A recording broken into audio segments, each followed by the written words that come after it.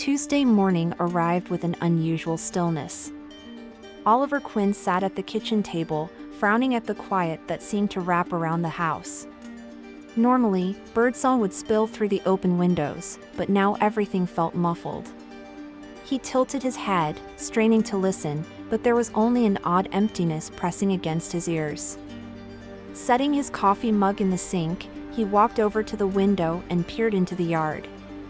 The trees stood perfectly still, not a single leaf stirring. He thought about turning on the radio, maybe playing some music before heading to school, but hesitated. The silence felt contagious, like a veil spreading over everything. Ignoring the unease curling in his chest, he grabbed his keys and headed out. It had to be a normal morning. Oliver was a music teacher in the small town of Westfield. The school was a 15-minute drive away, enough time to clear his head before facing a room full of bored teenagers. As he drove, he noticed that the silence followed him outside. There were no distant car horns, no tires rolling over the wet pavement from last night's rain. Even the hum of his car's engine sounded quieter. He tightened his grip on the steering wheel, breathing deeply. Was he imagining things? At school, the atmosphere didn't feel any different.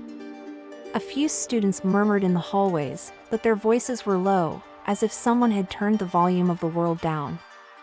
Oliver stepped into the teacher's lounge and found his colleague, Megan Turner, buried in a book.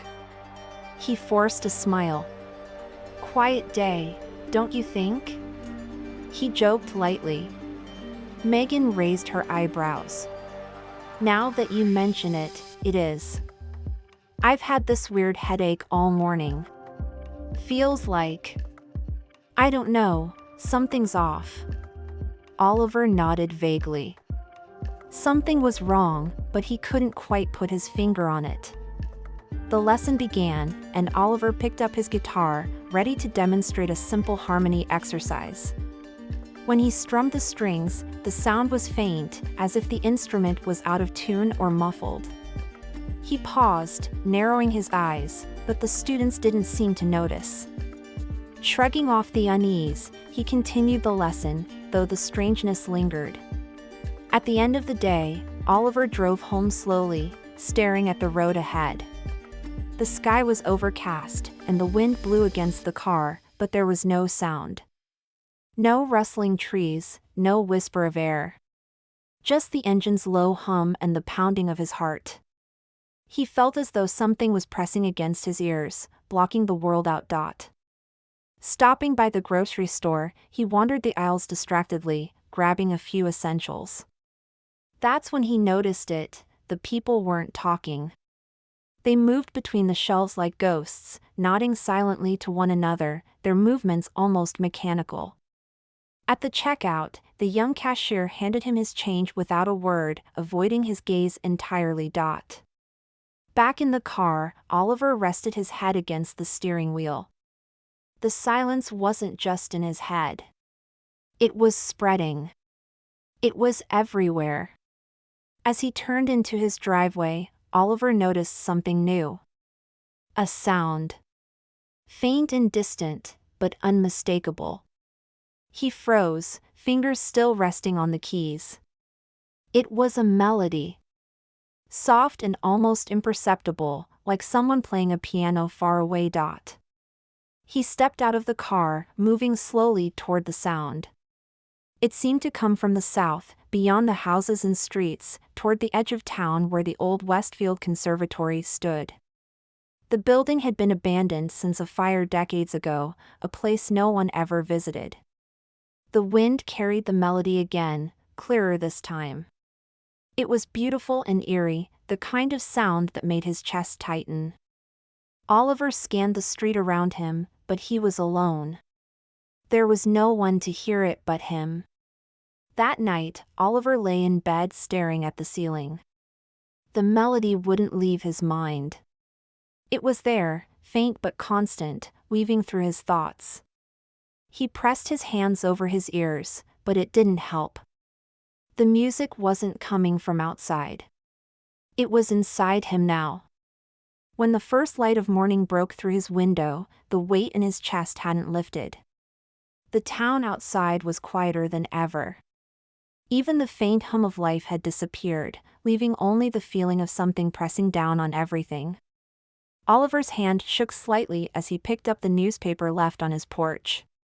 The headline made him pause, the words large and bold across the page. Mystery in Westfield, residents report gradual loss of hearing. His breath caught in his throat. It wasn't just him. Whatever was happening, it was real. The melody seemed to hum faintly in his bones, pulling him towards something he couldn't yet understand. Oliver grabbed his coat and keys. He didn't even bother finishing his coffee. He knew where he had to go. The conservatory was calling, and he couldn't ignore it any longer. Oliver parked his car in front of the old Westfield Conservatory. The building looked more like a tomb than a structure. Its shattered windows and moss-covered walls stood as a testament to decades of neglect. The fire that had consumed it so long ago had left scars the passing years couldn't erase. Yet the melody persisted, clearer now, like it was coming from inside. He approached slowly. The wind blew through the broken walls, creating a haunting whistle that almost blended with the music. When he touched the front door, a sharp chill ran through his fingertips. It was ajar, as though it had been waiting for him. Oliver hesitated, took a deep breath, and pushed it open. The wood groaned loudly, the sound echoing like a scream in the silence. Inside, the air was thick with dust and a damp coldness that settled in his bones. The main hall still bore traces of its former grandeur. Shattered chandeliers hung like skeletons from the ceiling, and remnants of a faded red carpet stretched across the cracked marble floor. Wooden panels, blackened by fire, told the story of the blaze. Torn portraits hung askew on the walls, their subjects' faces long lost to the flames. Oliver scanned the room for the source of the melody, but there was nothing there, just that music, low and insistent, whispering through the shadows. As he stepped into the corridor, he noticed something chilling. Each step he took seemed to swallow the sound around him. His footsteps, the wind, even his breathing, everything felt muffled. The further he went, the heavier the silence became, pressing against him like an unseen weight. At the end of the corridor stood a door marked in faded letters, "Main Auditorium." The music was louder now. It was coming from behind that door. Oliver gripped the tarnished doorknob, turned it, and stepped inside.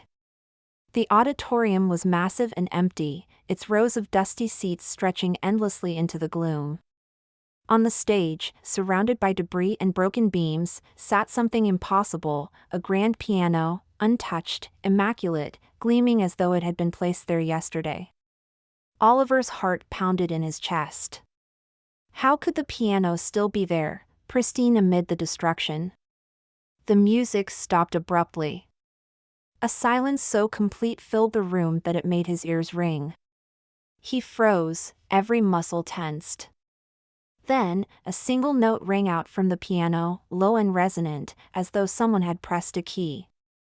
His pulse raced, and he stumbled back a step. "Is someone here?"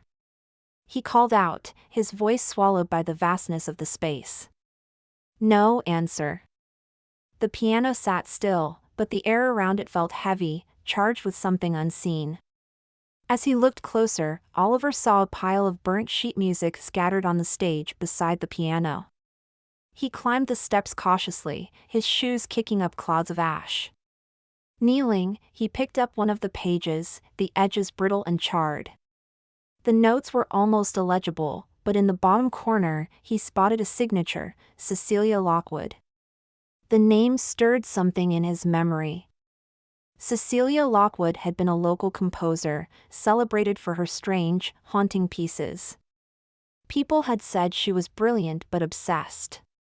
When the conservatory burned down, she disappeared, her body never found.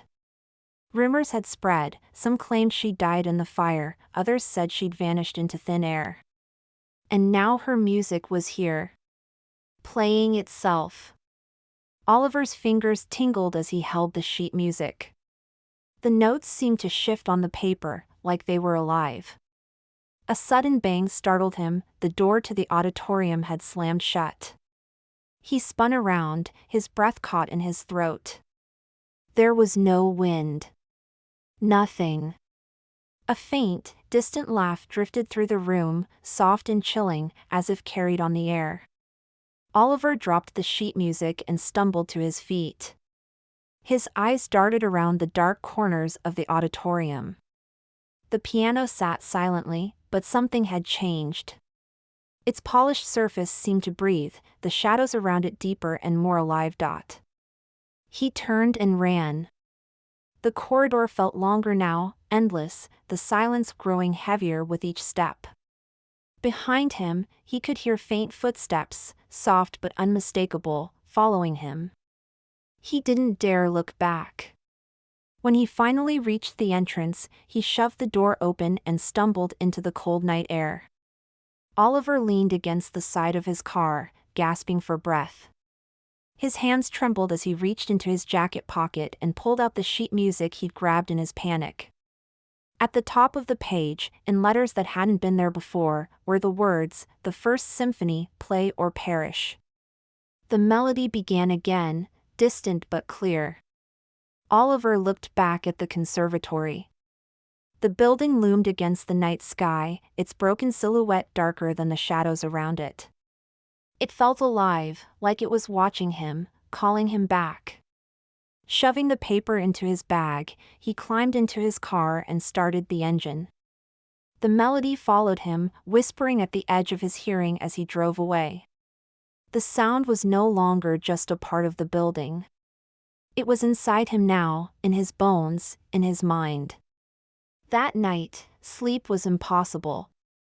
Every time Oliver closed his eyes, he saw the piano sitting on the stage, untouched and gleaming. He could hear the notes, precise and unrelenting, vibrating deep within him. He knew something was wrong with that music. He knew the conservatory wasn't just an abandoned building. And he knew, somehow, that Cecilia Lockwood was still there, waiting for him to come back. Oliver woke up with his heart pounding and a dull ache behind his eyes. The melody hadn't stopped. It lingered, faint and insistent, as though playing softly in the very marrow of his bones. He sat up on the edge of the bed, running a hand through his hair. Outside, the sky was a dull gray, and the town of Westfield was quieter than ever. Not just quiet, it felt dead. He spent the morning staring at the burnt sheet music on his kitchen table. The notes looked strange, almost shifting under his gaze. Words that hadn't been there before seemed to pulse faintly in the corner, play or perish. He pushed the paper away, his hands trembling. At school, things felt even worse. The students walked the halls like shadows, their voices hushed, their laughter absent. Even the ticking of the clock in his classroom seemed muted, swallowed by the stillness. During lunch, Megan Turner found him in the teacher's lounge. She looked pale, her eyes rimmed with dark circles. "Have you been hearing anything?" she asked in a low voice, as if afraid to say it out loud. Oliver froze. "What do you mean?" "At night, a piano. It's faint, but it's there." "I can't explain it." Megan glanced over her shoulder. "Something's wrong, Oliver. It's too quiet. You feel it, don't you?" Oliver forced himself to nod, though his throat was tight. Megan wasn't imagining things. He wasn't imagining things. Whatever was happening to Westfield, it was real, and it was spreading. That afternoon, Oliver sat alone in the music room, grading papers. The windows were shut, but the air felt heavy, as if the silence itself was pressing against him. Then, he felt it, a vibration beneath the floor, so faint he might have ignored it if he hadn't been waiting for something to happen. He looked around, heart pounding, and saw the violin on the shelf begin to tremble. The sound it made was low and dissonant, like someone dragging a bow across its strings. Oliver pushed his chair back with a loud scrape, nearly tripping over his own feet. The vibration stopped, and the violin fell still. For a long moment, Oliver stared at it, his pulse thundering in his ears. The melody returned, clear as ever, drifting through the stillness. It was louder now, closer, coming from the direction of the conservatory. That night, Oliver grabbed the sheet music, shoved it into his bag, and drove through the empty streets of Westfield. The town felt desolate, as if its people were holding their breath. The streetlights flickered dimly as he passed, their glow barely piercing the dark. In the distance, the silhouette of the conservatory loomed like a specter. He parked in front of the building. This time, he didn't hesitate. He pushed the doors open and stepped inside. The silence within was thick, swallowing the faint creak of the hinges behind him. He turned on his flashlight, the beam cutting through the dust-filled air. Shadows stretched across the walls, shifting like figures frozen mid-movement. The music pulled him deeper into the building, back to the auditorium. The piano was there, waiting. Its polished surface gleamed faintly under the beam of his light, impossibly perfect in the sea of decay. He swallowed hard as he approached, every step echoing through the cavernous space. The music stopped. For a long, dreadful moment, there was nothing. Oliver stood frozen, staring at the piano. Then his fingers twitched, and before he knew it, his hands were hovering over the keys. They trembled, as if some unseen force was pushing them forward. He whispered to himself, "Don't." His right hand fell onto the first key, pressing it down. A deep, resonant note filled the air, vibrating through the wooden stage. Oliver's entire body tensed, his arms rigid, but his fingers moved again, pressing another key. And another. The music started to flow, not by his will but by something else. His mind screamed at him to stop, but his body wouldn't obey. The melody spilled from the piano, beautiful and sinister, filling the auditorium with a sound that seemed to breathe.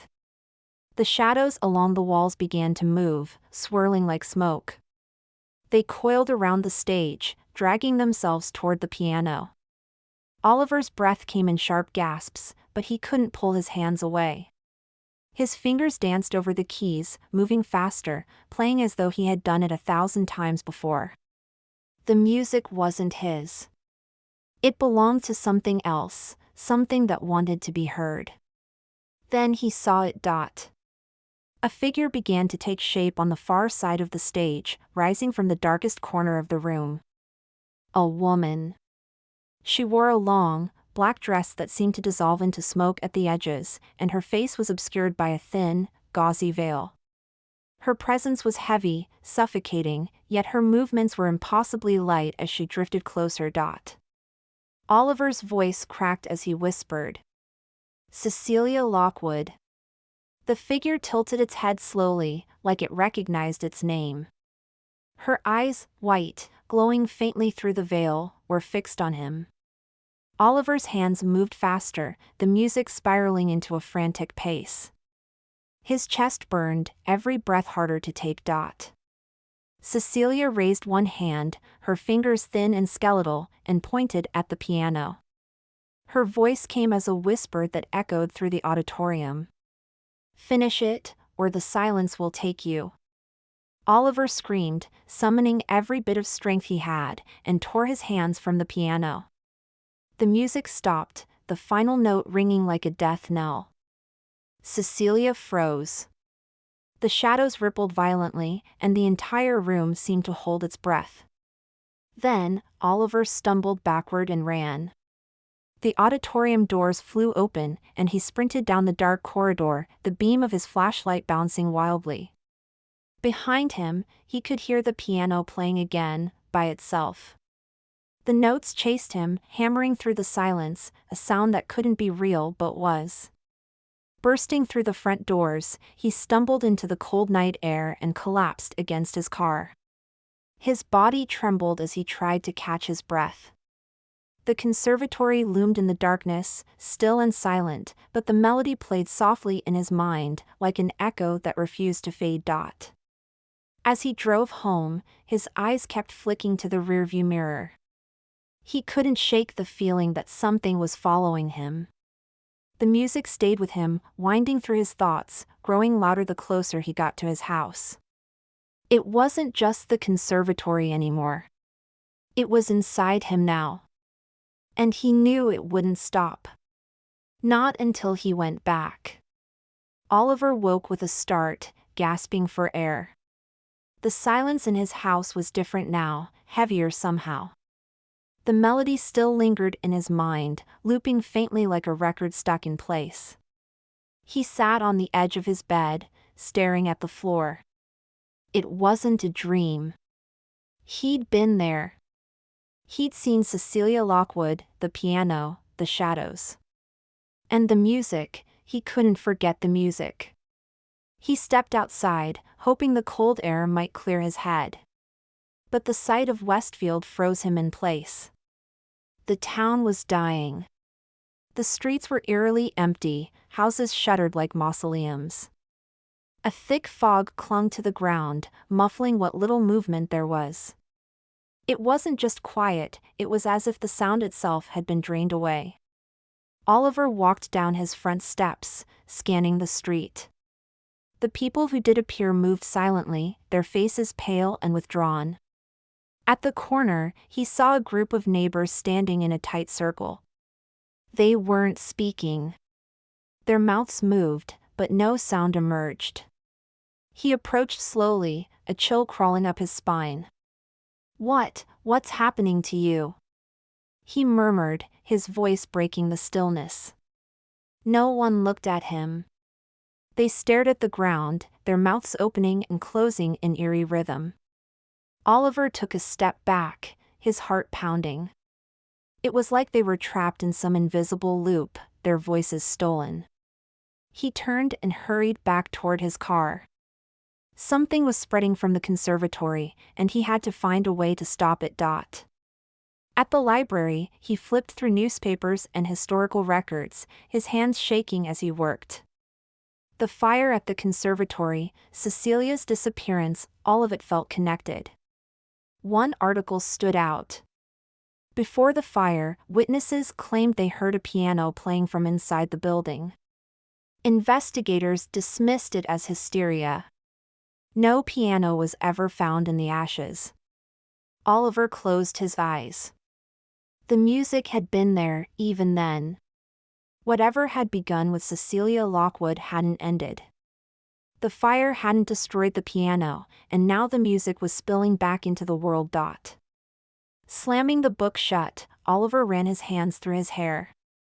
He remembered Megan. She'd heard it too.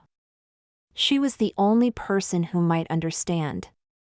Maybe she could confirm what he already feared, the music wasn't just in his head. It was real, and it was killing Westfield. He drove to Megan's house, a small, weathered building tucked away at the edge of town. Her car was in the driveway, and the lights were on inside. Oliver knocked on the door, but there was no answer. The unease in his chest twisted tighter. He pushed the door open, it wasn't locked, and stepped inside. The house was freezing, the air thick and unmoving. "Megan?"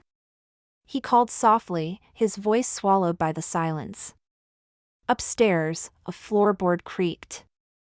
Oliver climbed the staircase, his hand brushing the wall for support. The door to her bedroom was ajar, and through the crack, he saw her sitting on the bed, her back to him. "Megan?" he said again, his voice barely a whisper. She didn't move. Oliver stepped closer, his heart hammering against his ribs. When he reached out and touched her shoulder, Megan turned her head slowly. Her face was pale, and her eyes, they were open, but empty, milky white like clouds. Her lips moved soundlessly, her voice stolen like the others.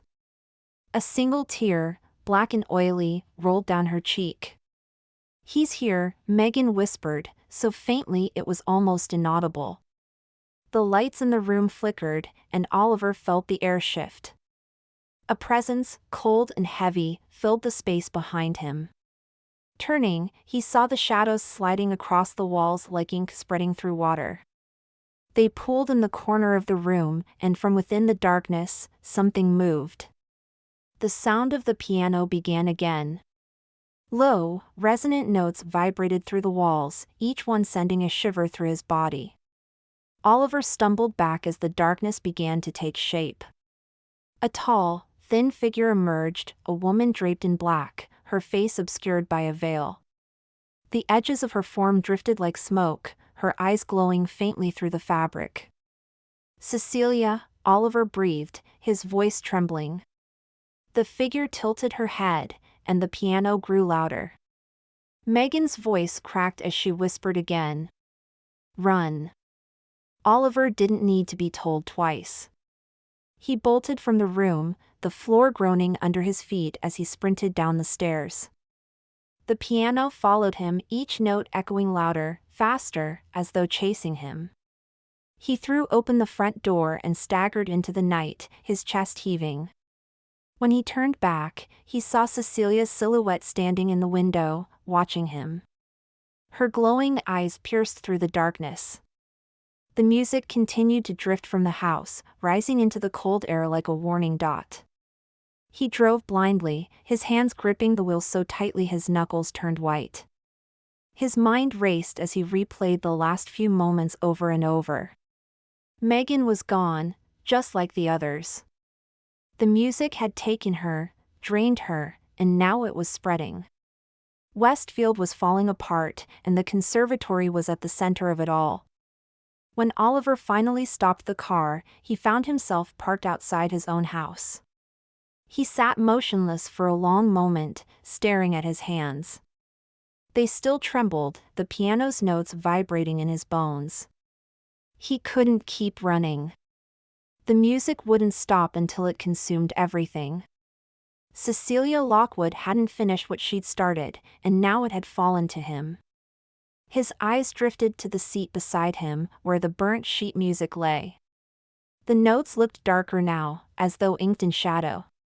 In the margins, new words had appeared. "Finish what she began, or the silence will take all." Oliver slammed his fist against the dashboard, tears stinging his eyes. He didn't ask for this. He didn't want it. But the music had chosen him. Whether he liked it or not, he knew where he had to go. The conservatory loomed in his mind, a monstrous thing waiting in the dark. He could feel it calling to him, the melody weaving itself tighter around his thoughts. Taking a shuddering breath, he gripped the wheel and turned the car around. As he drove, the streets of Westfield seemed emptier than before. Shadows pulled in the corners, and the silence deepened. The town was crumbling, its life being drained note by note. Oliver could feel it. And if he didn't stop it, there would be nothing left but the music. The conservatory waited, and this time Oliver knew he wouldn't leave until it was over. Oliver didn't go home that night. There was no point. Sleep wouldn't come, not with the melody hammering relentlessly inside his skull. Instead, he drove aimlessly through Westfield, the streets emptier than ever. Houses sat dark and lifeless, as though abandoned. The town felt hollow, like a shell of itself. By dawn, he found himself parked in front of the old cemetery on the outskirts of town. He didn't remember driving there, but it felt right. The conservatory held the present, but the answers were buried in the past. Somewhere among the graves, Cecilia Lockwood's secrets awaited him. He stepped out of the car, the ground crunching softly beneath his feet. A thick mist crawled between the headstones, shrouding the graveyard in eerie silence. Oliver moved slowly, scanning the names on the weathered stones. He'd never been here before, yet something pulled him forward, guiding his steps. Near the back of the cemetery, he found it, Cecilia Lockwood. The headstone was cracked and dark, its inscription barely legible. A surge of cold dread passed through him as he knelt beside it. Someone had dug into the earth near the base of the stone, leaving a corner of an old wooden box exposed. Oliver hesitated. His instinct screamed at him to turn back, but his hands moved on their own. He pulled the box free from the damp earth and brushed away the dirt. The wood creaked as he opened it, revealing its contents, a small, leather-bound journal. Cecilia's name was etched into the cover in faded ink. He sat in his car, trembling as he flipped through the brittle pages. The words inside were hurried and fragmented, like they'd been written in desperation. The entries told a story no one in Westfield knew, no one alive, at least. The piano was a gift. Or maybe a curse. I found it in the main hall of the conservatory, untouched, waiting. The melody came to me in dreams first, soft and sweet. I thought it was inspiration. I thought I could control it. But I was wrong. Oliver's chest tightened as he read further. The music doesn't belong to this world. It seals something old, something that lives in the silence between sounds. The fire, it wasn't an accident. I tried to destroy the piano, to break the melody. But I failed. And now the silence comes for me. The last pages were smeared, the ink running like tears. But one final line stood out clearly, as if it had been written just for him. Play the symphony to the end, or the silence will consume all. Oliver shut the journal, his hands shaking.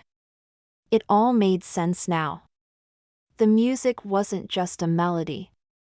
It was a ritual, a barrier holding back something far worse than silence. Cecilia had tried to stop it, but she'd failed. And now it was his turn. He sat motionless for a long time, staring at the horizon where the conservatory loomed like a shadow against the dawn. He knew what he had to do, but the price terrified him. If Cecilia's words were true, the music required more than just playing, it demanded a sacrifice. By the time he reached the conservatory, the sun was hidden behind thick clouds, casting the town in gray twilight. The building seemed to pulse with a dark energy, as though it was alive and waiting. Oliver stepped through the open doors, the air inside colder than before. The silence was deeper here, pressing against him like a physical weight. The shadows in the corners felt sharper, their edges writhing just beyond his vision.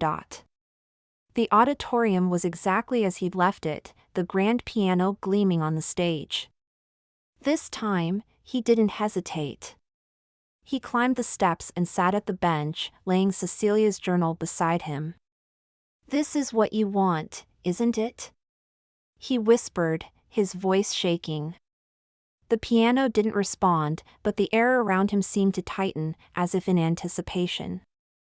Oliver's hands hovered over the keys. The music was already there, imprinted in his mind. He didn't need the sheet music.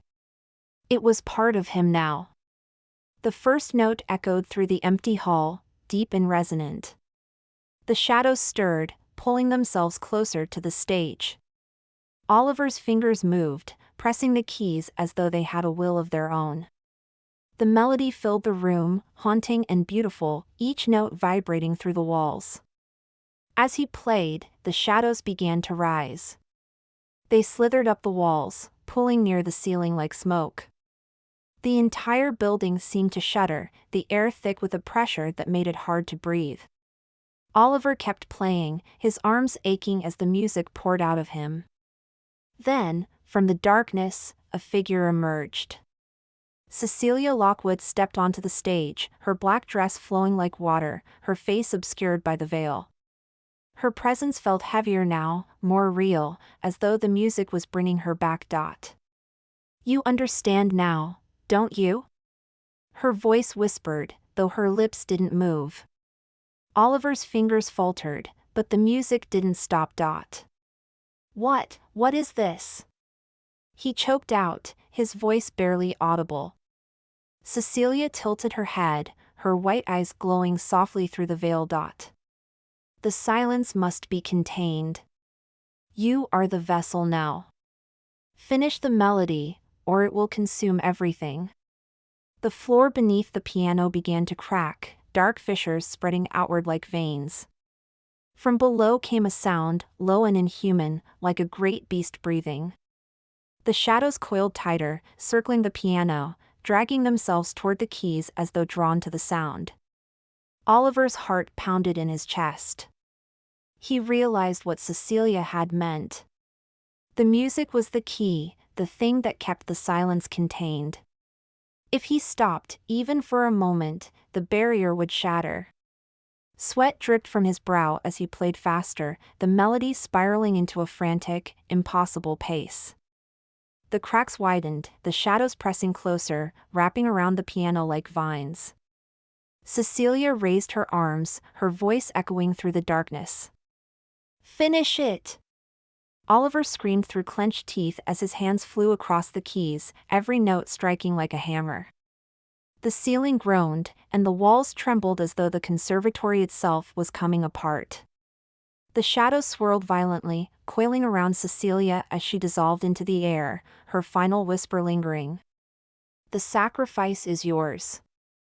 The final notes erupted from the piano like a wave, shattering the silence with a force that seemed to tear through reality.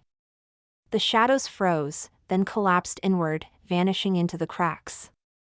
The auditorium fell still. Oliver slumped forward, his hands slipping from the keys. The piano was silent. The room around him was silent. He gasped for air, his body trembling as he looked around. The conservatory was empty. The shadows were gone. But deep in his chest, he felt it, the music wasn't finished. Not yet. Oliver's hands trembled as he sat on the bench, staring at the piano. The keys were motionless, but the melody still echoed in his mind, relentless and unending. The conservatory was silent now, the air heavy with the aftermath of something ancient and unseen. The shadows had disappeared, but their presence lingered like a stain. He glanced at Cecilia Lockwood's journal, now lying open beside him. Her final words, "The sacrifice is inevitable," burned in his mind. He had played the melody, but something told him it wasn't over. The silence wasn't gone. It was waiting, testing him. A deep rumble echoed through the floor, pulling him from his thoughts. The cracks that had spread beneath the piano were still there, dark and pulsing faintly.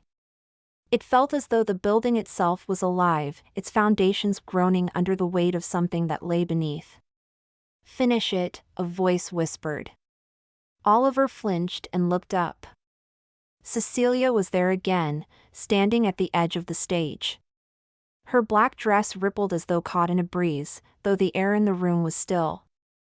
Her veil had begun to fray, strands of fabric floating upward like smoke. "You have to finish the symphony," she said, her voice echoing in the silence. Oliver's breath came in ragged gasps. "I already did. I played it. It's done." Cecilia tilted her head slowly, her white eyes fixed on him. "You played the beginning. The end is yet to come." The piano keys seemed to vibrate faintly, though Oliver's hands weren't touching them. He felt the weight of her words settle into his chest like stone. He knew she wasn't lying. The music hadn't stopped, it was waiting. "What happens if I finish it?" he asked, his voice barely more than a whisper. Cecilia's gaze didn't waver. "The silence will be sealed, but a price must be paid. Oliver shook his head, tears stinging his eyes. "Why me? Why does it have to be me?" "Because you heard the melody. And the melody chose you. Her voice was calm, almost gentle, but it only deepened the dread curling in his gut. He looked back at the piano. The cracks beneath it were spreading again, slow and deliberate, like a wound reopening. From below, he heard it, a low, guttural sound, as though the earth itself was breathing. He stood, his legs weak beneath him. I can't do this, he murmured, backing away. Cecilia's voice followed him, soft but sharp. If you don't, the silence will consume everything. Your town. Your people. Everything will be taken. Oliver stumbled off the stage and turned toward the doors, his steps frantic. But when he reached the exit, the doors wouldn't budge. He pulled harder, his breath hitching, but they stayed locked, the wood cold and unyielding beneath his fingers. You can't leave, Cecilia's voice came from behind him. The symphony must be completed. Oliver turned, his heart hammering in his chest. The auditorium seemed darker now, the shadows pulling in the corners, stretching toward him like fingers. Cecilia stood beside the piano, her form flickering like a dying flame. Please, Oliver's voice cracked. There has to be another way. The floor shuddered violently, and the low rumble returned, growing louder. Dust fell from the ceiling as the cracks widened, dark tendrils slithering upward like smoke. The building was coming apart, and the piano was at its center. Oliver staggered back toward the stage, his eyes wide. The air vibrated with an unseen force, pressing against his chest. He knew there was no other way. Cecilia had tried and failed, and now it was his turn. Slowly, he climbed back onto the stage. The piano seemed to hum, waiting for him. The final notes of the symphony hung in the air, unfinished, demanding to be played. Play, Cecilia whispered. And seal the silence forever. Oliver sat down, his hands hovering over the keys. The cracks in the floor pulsed, the sound from below rising to a deafening roar. His fingers trembled, but he pressed the first key. The note rang out, deep and resonant, cutting through the chaos. The melody began again, but it was different this time, faster, darker, a frantic rush of sound that seemed to shake the very walls of the conservatory. Oliver played, his hands moving with a precision that wasn't his own. The piano fought back, each note heavier than the last, as though the keys resisted being played. The shadows surged forward, coiling around the piano like serpents. The cracks spread, and Oliver felt the ground beneath him start to give way. But he couldn't stop. His breath came in ragged gasps, his arms burning as the music poured out of him. Cecilia's voice whispered in his ear, a ghostly echo. Don't stop. The final section of the symphony loomed before him, the notes sharp and jagged, demanding everything he had left. His vision blurred, his body shaking uncontrollably, but he played on. The cracks reached the piano's legs, splintering the wood as a black void spread upward, consuming everything in its path. Oliver screamed as he pressed the final keys, the music building to a crescendo that filled every inch of the auditorium. The walls trembled, the ceiling cracked, and the shadows let out a soundless scream as they were pulled toward the piano, swallowed by the music. The final note rang out like a bell, deep and pure, cutting through the chaos. For a single moment, everything was still. Then the piano shattered. A shockwave rippled through the building, and Oliver was thrown backward, his body slamming against the stage. The cracks in the floor began to close, the shadows sucked into the darkness below. The rumble faded, replaced by a silence so complete it made his ears ring. When Oliver opened his eyes, the conservatory was still. The piano was gone, nothing but splinters and ash where it had stood. The cracks in the stage had vanished, leaving behind smooth wood. The shadows were gone. Cecilia was gone. Oliver sat up slowly, his body aching. The silence around him felt different now, not oppressive, but peaceful. It was over. He'd finished the symphony. Staggering to his feet, he made his way to the auditorium doors. This time, they opened easily. The cold night air hit him like a wave as he stepped outside, the world quiet and still. He looked back at the conservatory. It was just a building now, empty, lifeless. But deep in his chest, Oliver felt it. The music was still there, faint and distant, like an ember waiting to reignite. Cecilia's final words echoed in his mind, "The silence will always return. And so will the melody." He turned and walked away, leaving the conservatory behind. For now, Westfield was safe. But as he looked toward the horizon, he couldn't shake the feeling that the music was only sleeping, and one day, it would call again. Oliver stood outside the conservatory, the cold night air biting against his skin.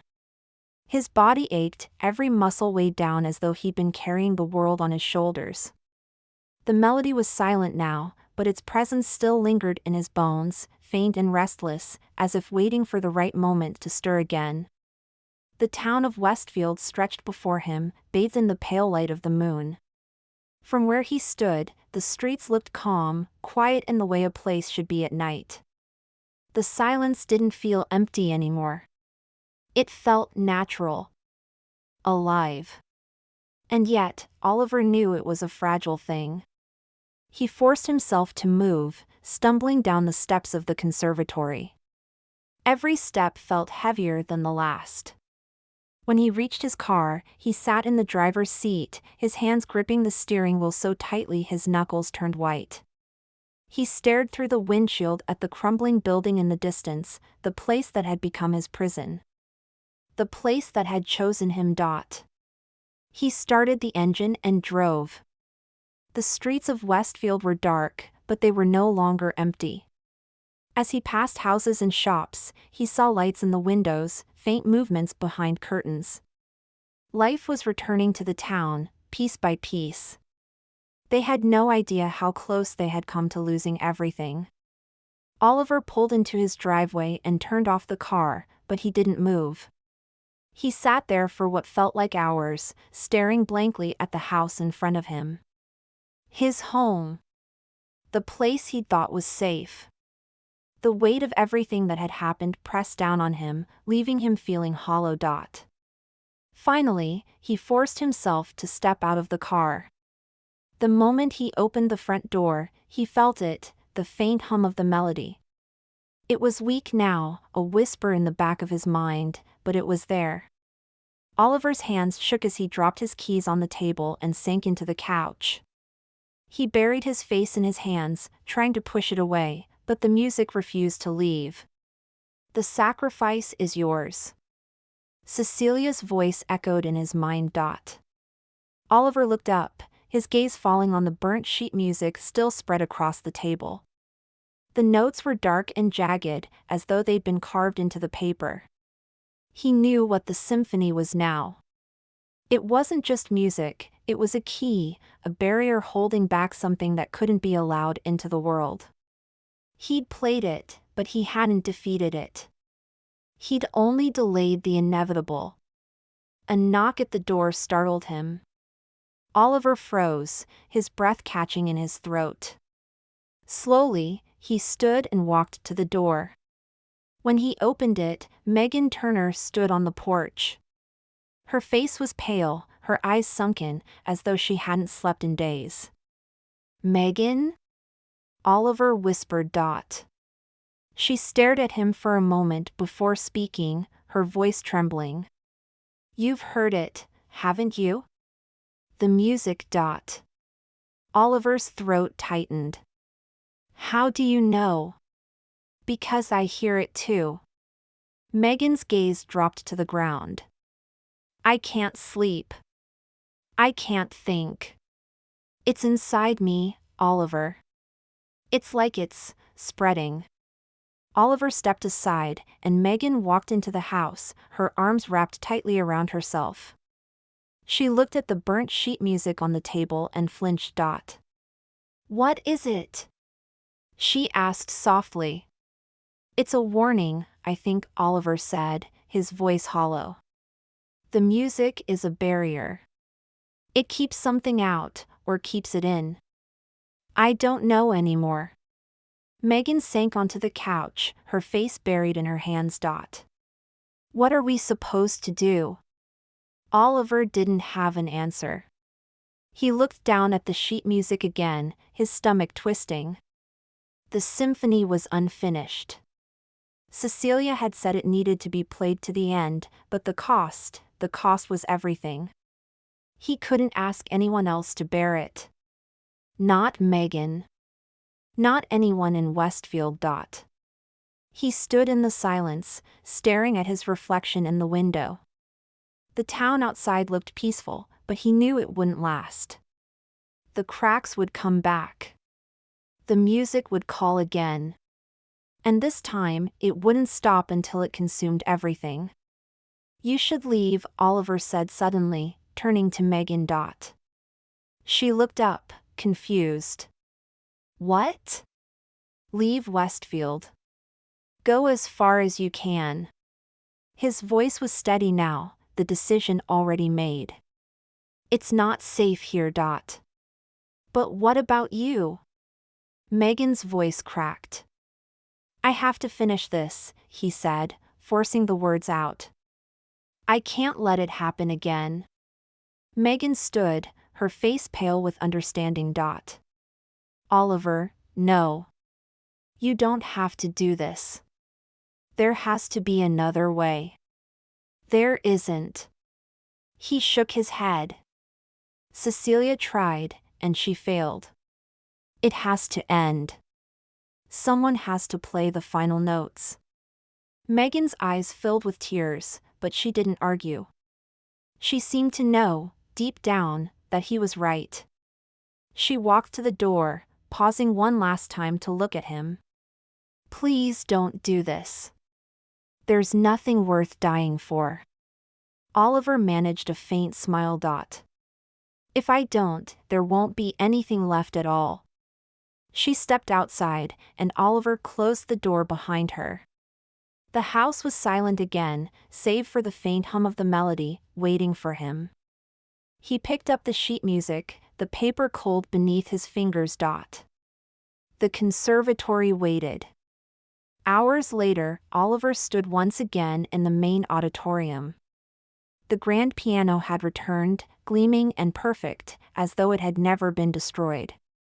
The cracks in the floor had begun to spread again, dark and pulsing with something alive. He sat at the piano, laying the sheet music in front of him. The notes stared back, sharp and final. This time, he understood them. The music wasn't just sound, it was a chain, a fragile thread holding back the silence. As his fingers pressed the first key, the shadows began to move. They rose from the cracks, swirling around him, drawn to the music. The air grew cold, and the walls groaned as though the building itself were alive. Oliver played on. The melody flowed through him, darker and more desperate than before. Each note seemed to pull something from him, like the piano was feeding on him. The shadows gathered closer, coiling around the stage, pressing against his skin. Cecilia appeared beside him, her veil gone, her pale face serene. You've chosen well, she whispered. It will end with you. Oliver's hands trembled, but he didn't stop. The final section of the symphony loomed before him. His vision blurred, his breath coming in ragged gasps. The cracks beneath him widened, a bottomless void yawning open. As the last notes rang out, Oliver felt everything, the piano, the shadows, the conservatory, collapse inward. The silence returned, deep and complete, swallowing him whole. And then, there was nothing. The first note Oliver played echoed endlessly through the conservatory, vibrating through the cracked walls and empty halls. The sound stretched outward, filling the void that had threatened to consume everything. The music no longer belonged to him, it was part of the building, part of the silence. He was merely its vessel. As the final notes poured from the piano, Oliver felt himself slipping away. His fingers moved mechanically, but the weight of the symphony pressed against his chest like stone. The shadows swirled violently around him, twisting and writhing as if in their death throes. The cracks in the floor pulsed, spreading like veins across the stage. Cecilia Lockwood stood nearby, her figure pale and flickering like a dying flame. The veil that once obscured her face had disintegrated completely, revealing hollow, ghostly features. Her white eyes were calm, fixed on Oliver as he played Dot. "You are almost there," she whispered, her voice carrying through the chaos. The walls groaned, and the air shuddered with the weight of something colossal and unseen. Oliver's arms ached, his breath shallow and ragged. Every note he played felt like it stripped away another piece of him, as though the music was unraveling his very existence. But he couldn't stop. The symphony had to be finished. The ground beneath the piano trembled violently. Dark fissures splintered outward, swallowing chunks of the stage into a void of endless black. From within that abyss came a sound, deep, guttural, like the breath of some ancient creature waking from slumber. The shadows recoiled, dragged back toward the darkness they had come from. Oliver felt the conservatory buckle around him. The ceiling cracked, dust and debris raining down, but the piano remained untouched. It gleamed darkly under the faint light, its keys cold and unyielding beneath his fingertips. The final notes loomed on the sheet music before him, sharp, jagged cymbals that pulsed faintly, as though alive. The music swelled, growing louder and faster, a frantic crescendo that seemed to tear through the fabric of reality itself. Oliver's vision blurred, his body trembling uncontrollably. It felt like the music was tearing him apart, note by note. "Finish it," Cecilia whispered again, her voice so close it could have been in his ear. End the silence. With a final burst of strength, Oliver slammed his fingers down on the keys. The final chord erupted from the piano, a sound so loud it seemed to shake the earth itself. The shadows let out a soundless scream as they were ripped from the walls, drawn into the darkness below. The cracks in the floor began to close, the void collapsing in on itself. The building trembled violently one last time, and then there was silence. Oliver's hands fell limply to his sides. He slumped forward, his forehead resting against the edge of the piano. The room was still. The shadows were gone. The cracks had disappeared, leaving only smooth wood where they had once been.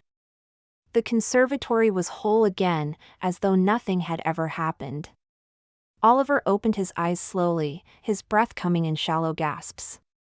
He looked around the auditorium. It was empty.